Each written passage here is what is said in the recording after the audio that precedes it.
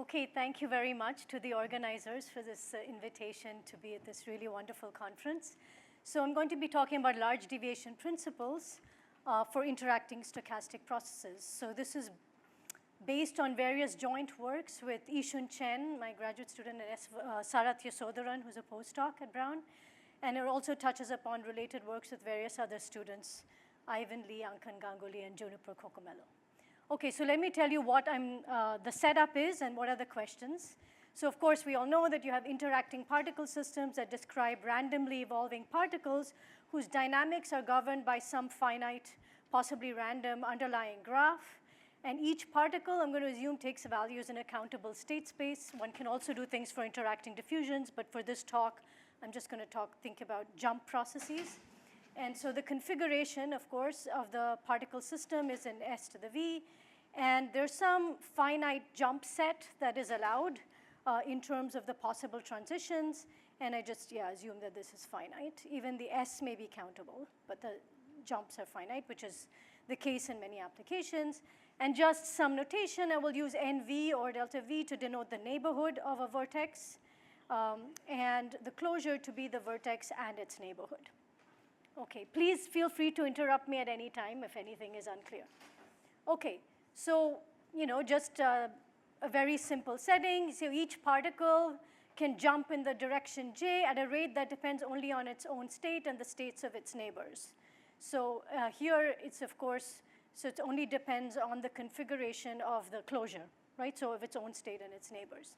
So of course, you have things like the voter model, where you have two states, and you transition from one state to the other proportionally to the fraction of particles in your neighborhood which have the other state. Okay, so this is one example where you're looking at your neighborhood in order to jump. Then you could have something like a model of epidemics, which is the SEIR process, where this is SEIR, but it's convenient to just identify it with numbers. And so then I just transition in this way. And of course, the way I transition, so these are just some rates, which are sort of infectivity rates, recovery rates, and some intermediate rates of going from exposure to infected. And so over here, you just are proportional to your neighbors, right? You go from susceptible, which is healthy, to, but not yet immune, to being exposed is proportional to how many people you are exposed to. So it's not the fraction, but the number in this case, as opposed to here. And then here, it just doesn't depend on your neighbors, and it's just some constant beta, some constant rho. Okay? Okay, and you could, of course, make these also dependent in some ways, but that's fine. And then you could look at many, many other models, global dynamics of the Ising or Potts models, et cetera. And here, when you recover, you're no longer susceptible. Yes, here I'm no longer, but we can do SIS as well. Okay. So you could, here you're recovered. That means you're immune. And so that's an absorbing state. You don't go anywhere after that. But you could have models in which after this you go back to S, and then the cycle continues. Okay, and note that in all of these models, you have symmetry with respect to how you depend on your neighbors. It doesn't really matter which neighbor, what is the particle count. Okay, so this will be a recurring phenomena here. But we could, these are classical particle systems, but we can consider more non-Markovian versions where, it's very natural to think that once you're infected, your recovery time is not exponential, So you might have some recovery time distribution with some density, and then if you have this as your hazard rate, then you can define the age, which is the amount of time that you have been infected in the system, as being this quantity. So this is just when the last jump happened, when the transition happened. So this is just the age, just defined you don't have to look at the definition. It's just the time since I became infected. And then over here, then my rate to go from infected to recovered would be depending on this age. Okay, so that's the natural. And the infection rate, if you want, can also depend on the ages. Maybe people are more infective if they are earlier in their stages or later in their stages, that's whatever. So this is just to motivate why you might want to naturally consider non-Markovian versions of these processes, okay, which are not as well studied as the Markovian ones. Okay, so you, because of this, you want a sort of unified stochastic differential equation representation of the dynamics. So again, you have this graph, you have a countable state space, a jump set, some initial conditions, and now you can, of course, in the standard way, write this dynamics as being driven by some Poisson random measures. Okay, so these random measures are, usually in the exponential, they're just driven by exponential clocks.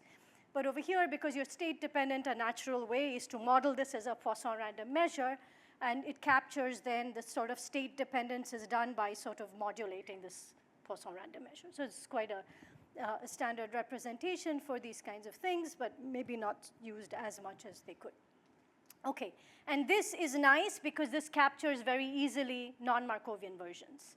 So you don't have, if you have Markovian versions, you just write generators, right? You don't really want to look at these SDEs, but here it's natural to look at the SGEs. And of course, these are IID across different vertices. You have these noises coming in, driving in. In a diffusion, of course, you would have Wiener processes, driving the whole SDE. Okay, so let's look at the general structure of these transition rates. Like I said, at any time, this transition rate, where right here I've written it as very generally could depend on the entire whole process and the trajectories. But of course, you want something that's non-anticipative, that it only depends on the past of the trajectories. And then I'm saying that it's locally interacting, so it only depends on your neighborhood. So if you have a vertex here, and then you only look at its neighborhood, so it has 3 vertices and its states, that's all you care about. Okay, and of course this is random, so it could have, you don't know how many neighbors you would have. So you have to sort of say, what is it a function of? Then you have to think of this rate as a function of, I don't really care about whether these are connected or not, the way the rates are. So I just have to think of the tree, or really just a star, or one star, denotes a space of unlabeled rooted trees of depth 1 with marks in some Polish space. So, what is the Polish space that we will be looking at? In the Markovian case, it's simply the original countable state space, because you're just looking at all the states that you are, and it's some function. Okay, and in the non-Markovian case, it would be, the state space cross R plus is the semi-Markovian, where I said it depends on the past. But maybe fully non-Markovian, it could depend on the whole trajectory, right? So it would be in D space, so that the marks would be in the space of trajectories. Yes? Okay. So because we have to sort of do this in general, because we don't know what the neighborhood size is going to be, right? So it could be anything, so we just have to look at these marked 1 trees, and that's what your rate function is a function of. Okay, your local rate, each of the RVs. Okay, so what are the quantities of interest in such a thing? So you fix a graph, some jump rates, and then one is naturally interested in things like the global empirical measure, or either on states or on trajectories.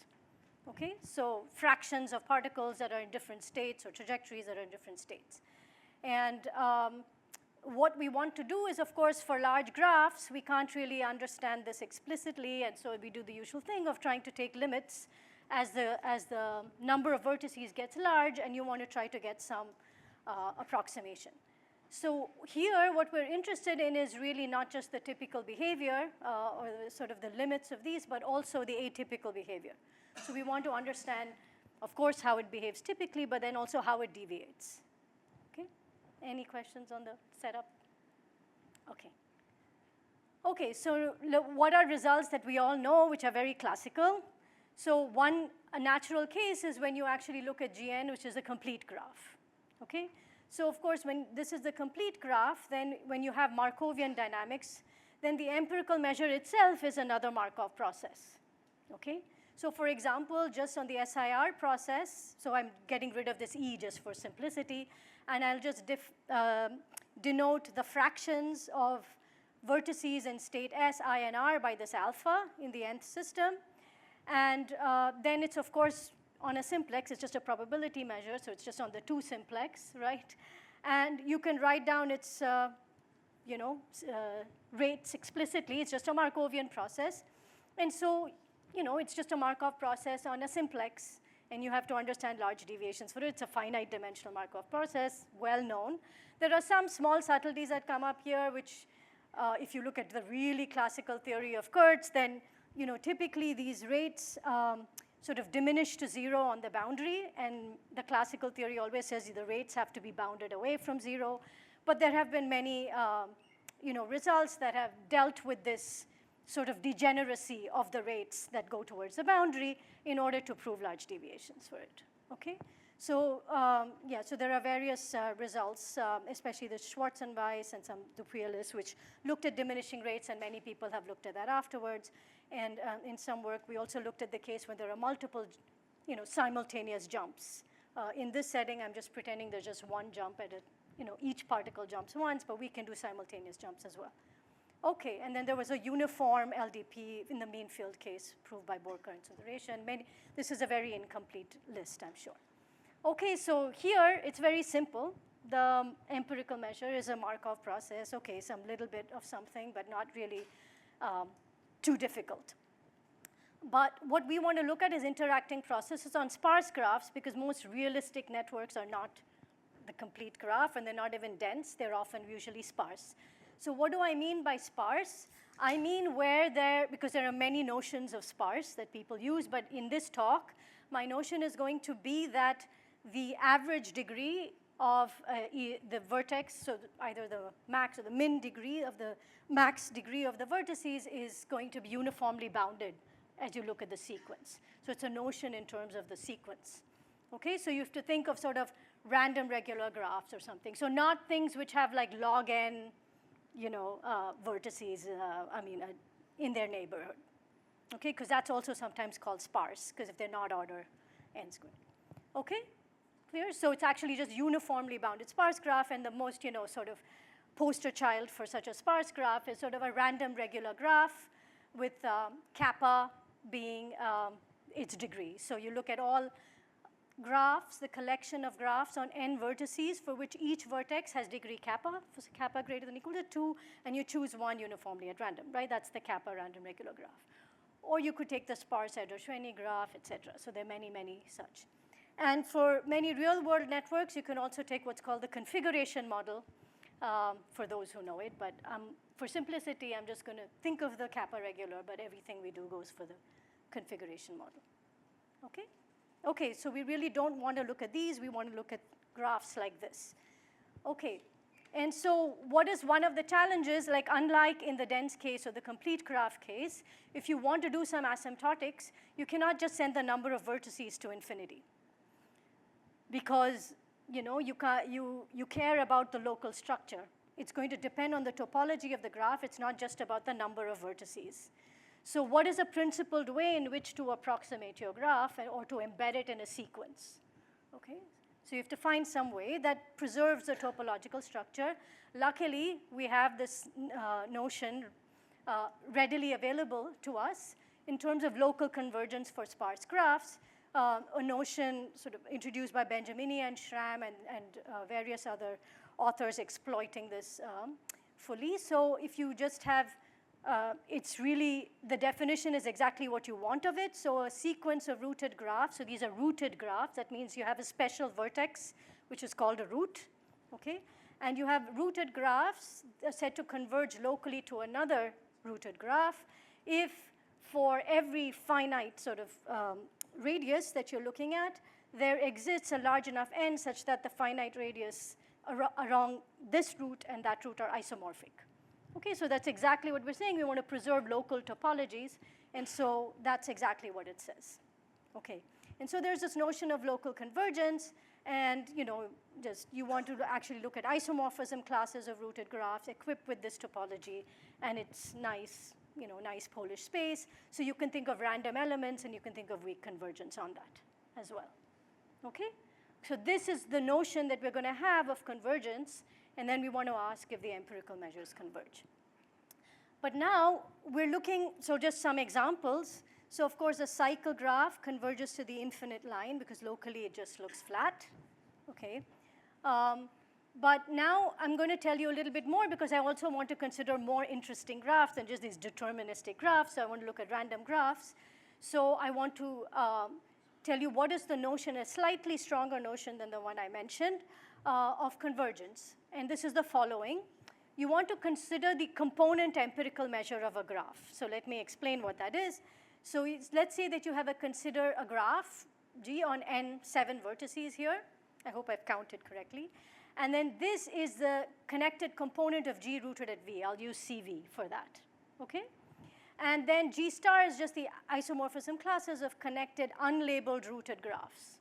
Okay, so I don't care how the labeling is. Well, then this is just going to be, this UNG is a random measure on this sort of G star of various graphs, which will take probability 2/7 here, because if you look at this as the root and this as the root, they both look like this. Whereas if you take this or this, they both look at this. So that's 2/7.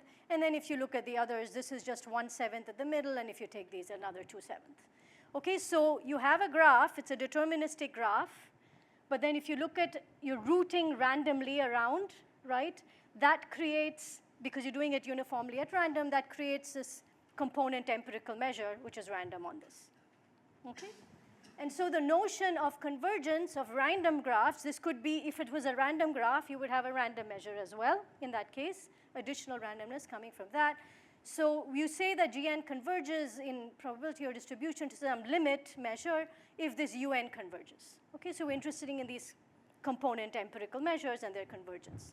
Okay, and there are different ways to write this, but this is the notion we'll be interested in. And don't worry too much about the details of this. Okay, but we are interested in dynamics. Okay, so it's not enough to just look at graph convergence, but when we look at dynamics, we care about initial conditions, right? And we care about the trajectories. So as we saw, even the rates depend on values on these states, not just the structure. So you have to mark these graphs with some values. So when you start, you want the initial conditions to be converging in a nice way. So you want not just the graphs, but the graphs with the initial conditions to be converging. Only then can you hope to have some limit theorem for the graphs with the trajectories, right? Okay, so I'm not going to go into the details, but you can really extend this to marked graphs on any Polish space, and then the corresponding, so you could have edge marks, and you could have vertex marks, and then you can convert all of this into a nice Polish space again.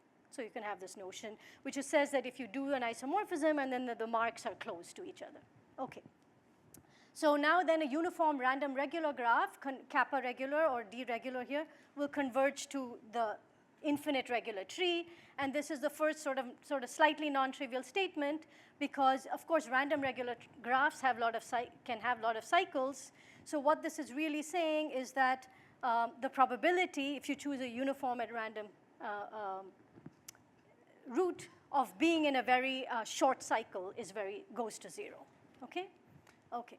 Anyway, so that was proved by several people, and then Erdős-Renyi graphs go to Galton-Watson trees, etc. And the configuration model also goes to a size-biased Galton-Watson tree.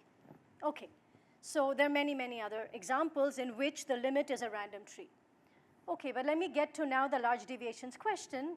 So remember, you have this unmarked graph, and then you'll have some kind of neighborhood empirical measure, okay, so you run the dynamics, and then you get these trajectories.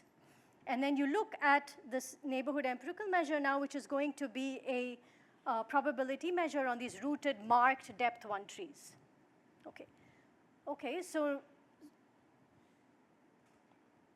so now we can first ask whether you have a law of large numbers. And it turns out that you can show for various suitable sequences of graphs, I'm not going to go into the details of what, but for example, random regular graphs that converge locally to the limit, the corresponding sequence convergence probability to the law of the root neighborhood dynamics on the limit graph. Okay, but this is sort of, the limit graph is an infinite graph, and you're taking the marginals. You might say, okay, how useful is that? But as we saw sort of in Gerard's talk, you can see like, okay, can you find an autonomous description of this? And it turns out we can, and that's not the subject of this talk. But you do have law of large numbers. I just wanted to mention that in order to say, okay, it's reasonable to ask about large deviations. Okay, so in many cases, we can find that there is a certain effective dynamics, which is given by a non-Markovian SDE that just describes vertex and its neighborhood. Okay? And it's really important because you might say in the mean field case, you just take one particular vertex, the empirical measure not of neighborhoods, but just of one vertex, and you get autonomous descriptions. Here, that doesn't seem possible. You have to take the vertex and its neighborhood. And you would want to anyway, because in this case, the vertex and its neighborhood are correlated. So you would want to uncover that information as well, in any case. So anyway, you can do that, and there was work by Oliveira and our previous work on interacting diffusions and then jump processes. Okay. And a particular, like I said, in general, it's a non-Markovian STE, but there is a tractable exact characterization for things like SEIR processes, thanks to work with Juniper, Cocomello, and Gangu. Okay, so now I can phrase the large deviations questions clearly, which is saying, okay, I have this, let's say, kappa random irregular graph. I might choose a more general bipartite configuration model that also comes in, but let's just think of a kappa random regular graph or a bipartite graph, and assume initial conditions are ID, and can we establish a large deviation principle for the sequence of empirical measures on these probability measures on these marked T stars. Clear? Okay. And that is, we want to find some rate function such that this is true. Okay? Okay. Okay. So let's first think, why is this hard or not? Maybe it's really simple. So you have this, let's look at the non-interacting case. So let's just assume that I just don't, these are not interacting processes, they're just completely non-interacting. Okay. And then I get even simpler, and I say, okay, well, I'm not going to look at the neighborhood, but I'm just going to look at each vertex. Okay. Then we all know how to do this, right? So we know that that's just Sarnoff's theorem. So by the law of large numbers, we know this, the marks are, let's say, chosen from some distribution mu. Then we know that it's just the rate function is just relative entropy. Okay. Okay, so, ln looks close enough to this, but what's the problem once you start looking the actual neighborhood and not just the root? Then you have overlaps, right? And so obviously these, you cannot apply Sarnoff's theorem because there's dependence, and the dependence depends on the topology of the underlying graph. So, there's work to be done. So of course, there have been several prior works. So one of the really nice seminal works in this is work by Bordanov and Caputo, who established an LDP for unmarked graph sequences for like Erdős-Renyi or some other graph ensembles, expressed in terms of a certain microstate entropy, okay, which I'm not going to go into details, but I will show you a little bit. And then this was extended to things with discrete marks by several works. But in all of these works, so firstly, I should mention that this LDP is trivial for kappa regular when it's unmarked, okay? But when marked, it becomes more complicated, like this. So, okay. Because there's not much randomness in the limit graph in the kappa regular, so and we know that in the limit it's focused on trees. So that's why this really doesn't give you much information on marked graphs. Okay, in the kappa regular case. Okay, so in all these works, this rate function looks like this. Okay, I mean, obviously you don't have to absorb each of the things, but I just wanted to tell you how complicated it is. It's a combinatorial argument, very nice, sort of using a high-level configuration model and some combinatorics. So it takes, it has all these terms, relative entropy, also just entropy, and some other combinatorial quantity related to cased kappa stars in the kappa regular case. It's more complicated in the more general case. Okay, so that's just for discrete marks, okay? And now you say, suppose I want to go to continuous marks. Well, we all know that the standard way, or the inelegant standard way, to do it is just approximate the continuous with discrete. So as long as you can find a suitable approximation, and I'm not going to tell you exactly what approximation, and you can sort of establish some exponential closeness of the discrete ones to the general Polish space marks, then you can this is sort of a standard result that you can look at the discrete version. So these are all discrete versions, and then take lim sups, and you get some lower semi-continuous envelope, and you get a rate function. Okay, so now this is the form that we had for general Polish space marks, And so you can say, okay, why do you want LDPs? Because of course you want to know, what's the scale, what's the speed, but you really want LDPs to find out what is the most likely way in which a certain rare event happens. And that usually involves some variational problem involving the rate function. So looking at it like this, maybe it's a very nice result of theirs, but it's really not tractable, very tractable.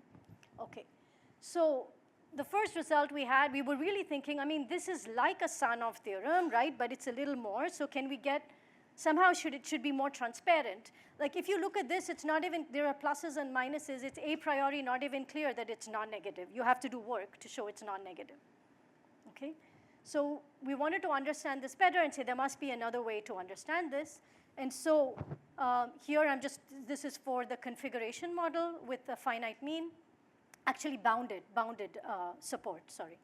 And then you have IID marks, right? And then you look at this neighborhood empirical measure, and you have a quite nice form in terms of just two relative entropies. Okay, so it's half H mu versus mu hat and mu check. So I have to explain to you what this mu hat and mu check is. And it'll turn out that this is sort of telling you something about the cost of the deviation of mu from independence. And this is from the cost of the deviation of mu from some conditional independence. So you wanted a more intuitive form of the rate function. So I will define these right now. But just to let you know, we actually establish an LDP not just for the neighborhood empirical measure, but the whole component empirical measure, which is needed. But to define that, I need to define things like unimodular extensions, et cetera. So I'm keeping away from that. But we do have that. And we also allow additional vertex and IID edge marks if you want a random environment. So you can have this, all the dynamics in so you can also add sort of some heterogeneity, both in terms of also vertex types if you want bipartite graphs or something like that. Okay, so let me just tell you what the definition of mu hat and mu check are. So you consider some measure mu on 1 stars. You can consider its size biased version, which I'm not going to define, but there's a standard way. So it's just something that's absolutely continuous with it and just size biased in the usual way. And then for simplicity, let me write down what it is when mu hat when x is the space, mark space is discrete. It's exactly analogous in the continuous case, but it's simpler to write down. Now remember, alpha was just the degree distribution.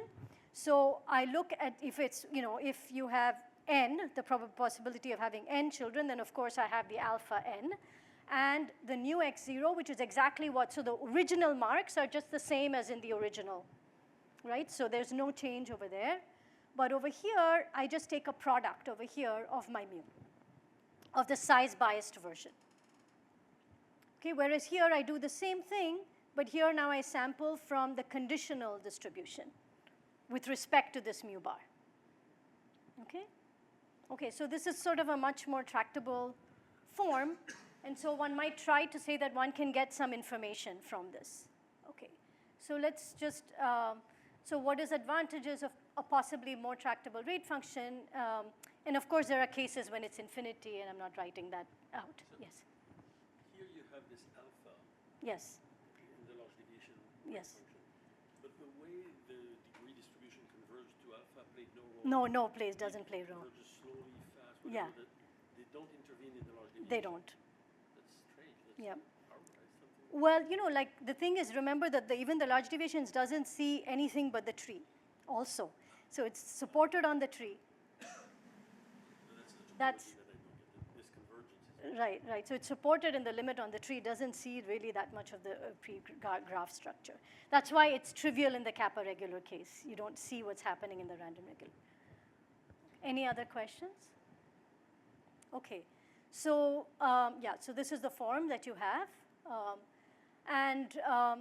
So you could, from this you can extract simple Gibbs conditioning principles. We haven't explored the whole range of what you could do, but just some illustrative examples.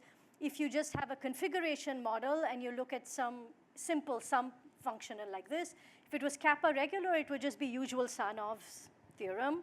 But since it's not, you have to worry about how much overlap. It's something to do with the configuration model, and you can actually explicitly characterize what is the minimizing distribution that leads to this. And now if you want to look at, for example, so this is also with an undergraduate student, Ivan Lee, who was doing some of the optimization in the discrete case here. So if you look at the explicit identification of the most likely way in which the empirical correlation, I could have left this kappa out, but I just put it in for, is larger than typical on a kappa regular graph, then you can also do this. And there's sort of a phase transition depending on whether your original nu.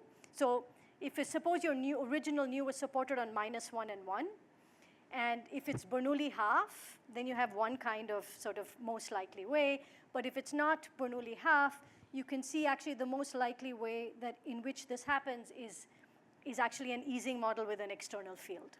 Okay, so you get some interesting Gibbs conditioning principles from this kind of thing.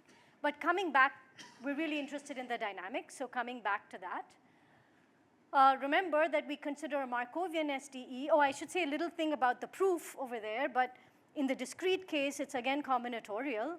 But in the continuous case, you have to do a lot of work to actually even prove lower semi-continuity of that rate function.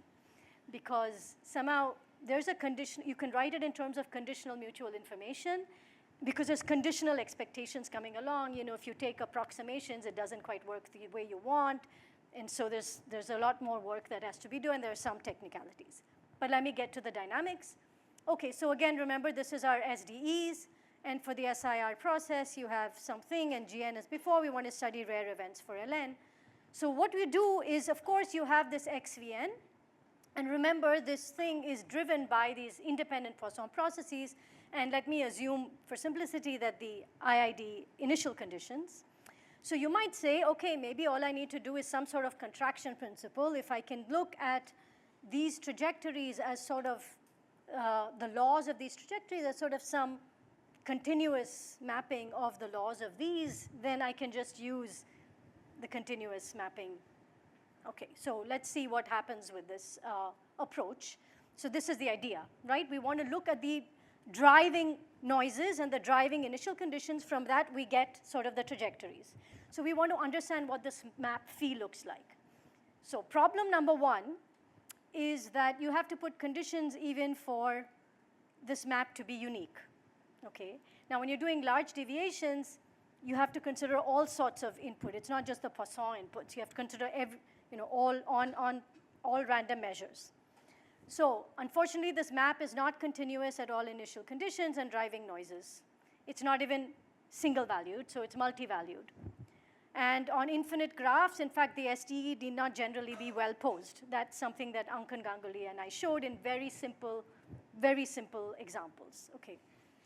So this is not that nice, but it turns out that if you put just some assumptions on the rates, then there exists a unique solution to the SDE, but you cannot be assured that those rates are going to be, that's not enough to actually guarantee that this map in general for any measures is well defined. But you can make sure that at least it doesn't have, it has a solution.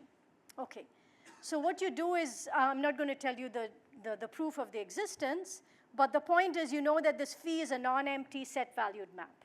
Okay, so under that condition on the rates, you at least are guaranteed existence of a solution. Things are not blowing up, but you could still have non-uniqueness in a very easy way. Okay, but then what we show is that actually, even though it's a set-valued map, in terms of set-valued, it's upper semi-continuous outside a bad set. So again, you have to worry. There are some bad sets of random measures on which it's not even upper semi-continuous. Okay. Okay. So again, there are some details on how you can show what this bad set looks like, but I would rather not show you exactly what this bad set is. But so we know that if you have a continuous mapping, and it's mostly continuous, and even if it's upper semi-continuous set valued, you can sort of apply the contraction principle, but you have to say that your rate function puts 0 mass on these bad sets. Okay? And that's where, if you had the old form of the rate function, it's really hard to get any insight into that. So what we show is actually that this map, which is the map lifted to the sets of measures, because this was on trajectories, right? So I lifted to measures. That is continuous outside this bad set. Okay? So, and you have to look at the component empirical measure. And then you have to show, like I said, that we have to show that this rate function is infinite, implies that the rho puts 0 mass on this bad sets. Okay. And for that, we use our form of the rate function, okay?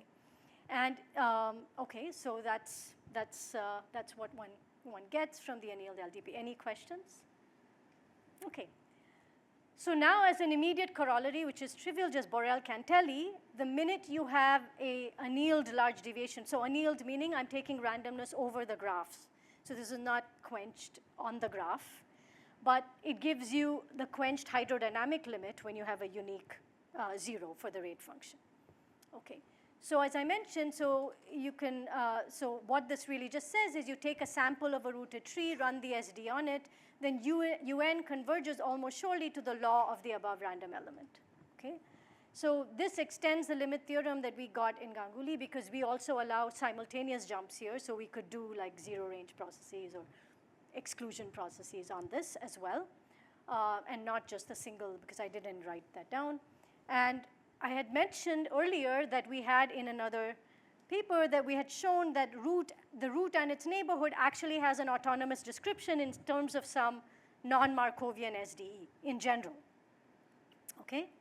So if you could somehow characterize that non-Markovian SDE, then if you're given a graph, you actually can, see what the dynamics looks like, okay? But it turns out it's still hard to simulate those, and that's an open question. We still understand that non-Markovian SDE better, but it turns out that there's a class of processes which includes SEIR type processes for which this becomes tractable, and it's actually a Markovian process. So even though you have these strong correlations, this marginal dynamics on the neighborhood becomes Markovian for this class of processes. So you can just write them a coupled system of ODEs to describe what it is, and you can actually numerically note it. So if you're given now, you can try to see how, so this is just showing you what the trajectories will look like. Okay, so how effective is this quenched hydrodynamic limit approximation? Of course, it's still as n goes to infinity, right? So what is this? This is a plot of the SEIR process. So the blue, you can just look at the blue or just the red. It's just the different states. And the blue is just the Monte Carlo simulations, and the purple is running the system of ODEs, okay? And this is just for n equals 200, and this is, I think, n equals 100, so it's a little bit worse.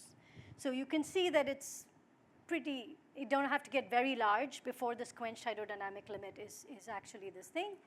But now you can take an Erdős-Renyi graph. You can take a realization of an Erdős-Renyi graph, but don't look at it as an Erdős-Renyi graph. You have a realization, so it gives you a degree distribution.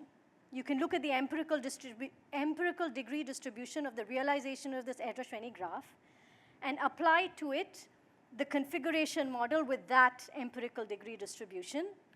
You know the ODEs for that, and you look at how it agrees. And this is, of course, for n equals 10. I wanted to tell you, it doesn't work well for n equals 10, light blue and dark blue. It doesn't work well for 40, 50, but immediately when you start getting to 70, 80, 90, it looks pretty well. And you can do many, many such examples. And so almost surely, and there will, of course, be some exceptional realizations for which you don't do that well. But for many realizations, you can actually get very good approximations. So in summary, what it says is you have a graph, you can look at its empirical degree distribution, you can apply the approximation with that configuration model on it, and if your local equations are tractable for that, you can get good approximations for these interacting particle systems on sparse graphs, which is sort of rigorously justified in an asymptotic limit thanks to these large deviations. So just summarize to get a Sarnoff type theorem for component measures, empirical measures of unimodular marked random graphs, and then used it to get locally interacting stochastic jump processes. You can do more applications to Gibbs conditioning principles, getting annealed pressure for statistical physics models with continuous spins, which is something that Ishun is working on. And there are many more open questions, which is, can you get tractable representations of the rate functions, more tractable for the dynamics. And one thing is that, Sarnoff's theorem, we know, admits a variational representation. So it's natural to ask whether this rate function also admits a variational representation. If we had that, it might have helped us with the lower semi-continuity. We can only do that when the expected degree lies in 0, 2, so it's like more or less like a circle kind of thing. So I think that that's open, and there are many other open questions. So thank you, and happy 85th birthday.